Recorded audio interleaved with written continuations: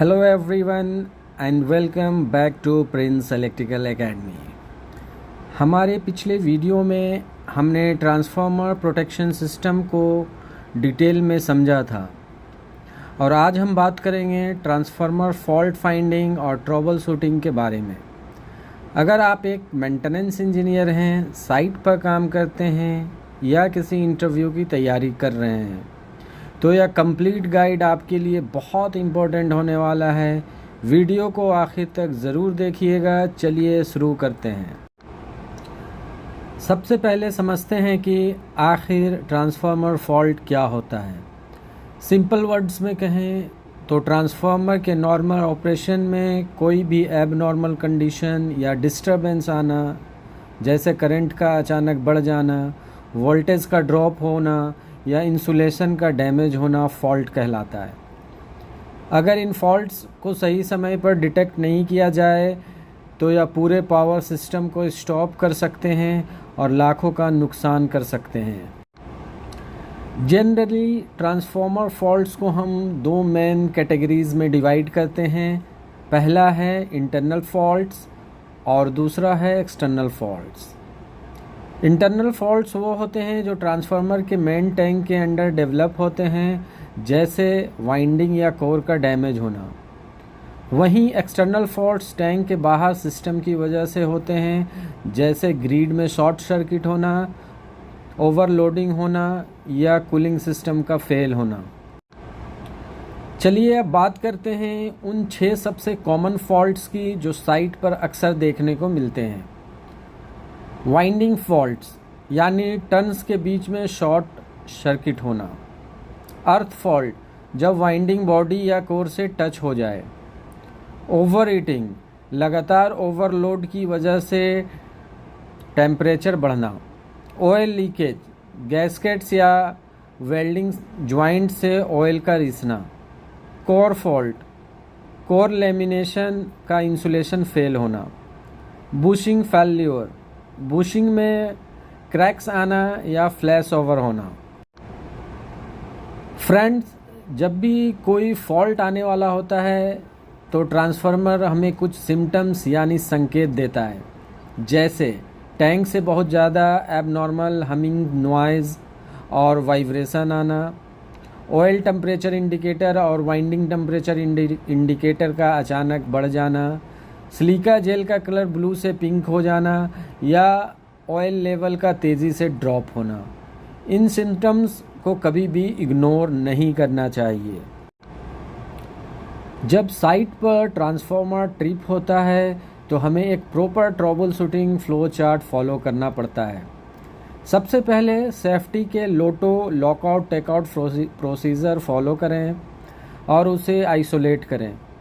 उसके बाद visual inspection करें, फिर प्रोटेक्शन रिलेज का ट्रिप हिस्ट्री चेक करें और आखिर में इलेक्ट्रिकल डायग्नोस्टिक टेस्ट करें।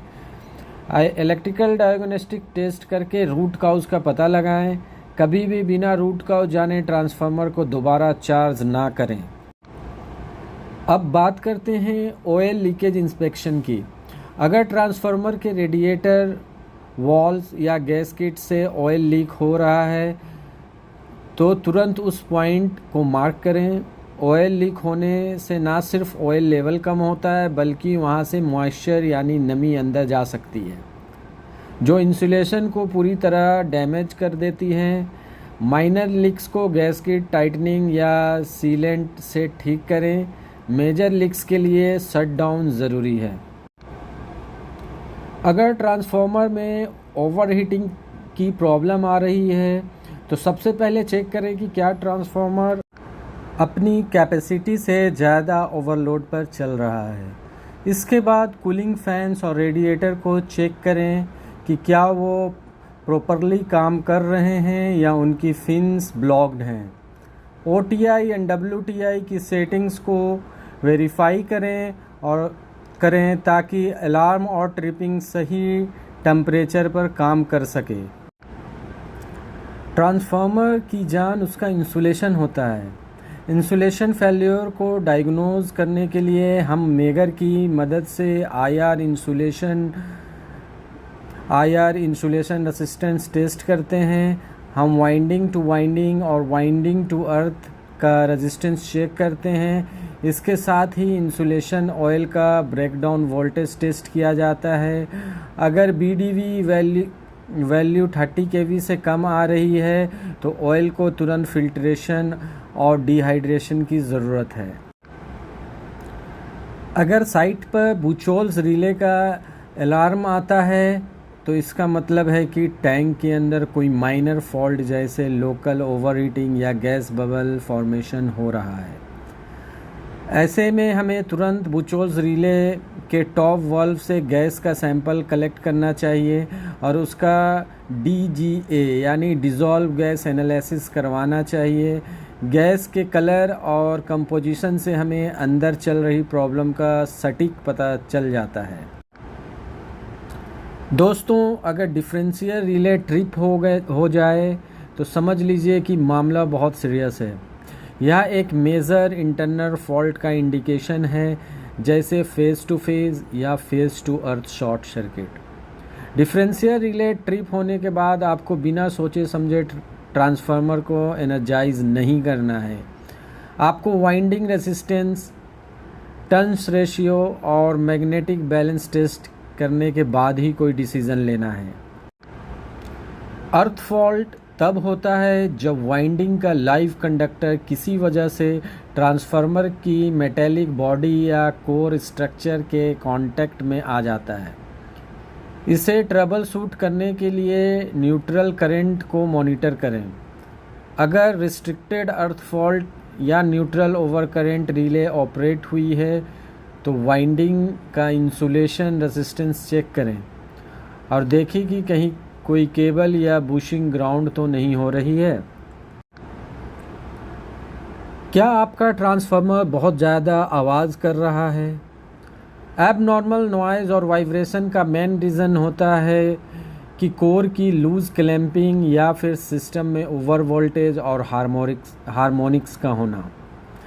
कभी कभी लोड अनबैलेंस होने की वजह से भी मैग्नेटिक फील्ड डिस्टॉर्ट हो जाती है, जिससे हमिंग साउंड बढ़ जाता है। शटडाउन के दौरान कोर बोल्ट्स के टॉर्क को चेक करना इसका सही सॉल्यूशन है। तो दोस्तों, जब भी आप साइट पर जाएं या प्रैक्टिकल साइट इंस्पेक्शन चेकलिस्ट हमेशा अपने पास रखें। ऑयल लेवल, सिलिका जेल का कलर, बुशिंग की क्लीननेस, कूलिंग फैंस का ऑपरेशन और रिले के फ्लैग्स को डेली बेसिस पर चेक करें।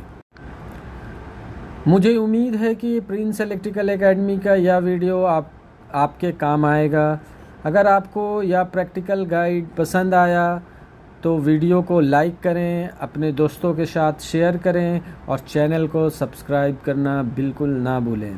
मिलते हैं अगले इंफॉर्मेटिव वीडियो में। Thank you very much.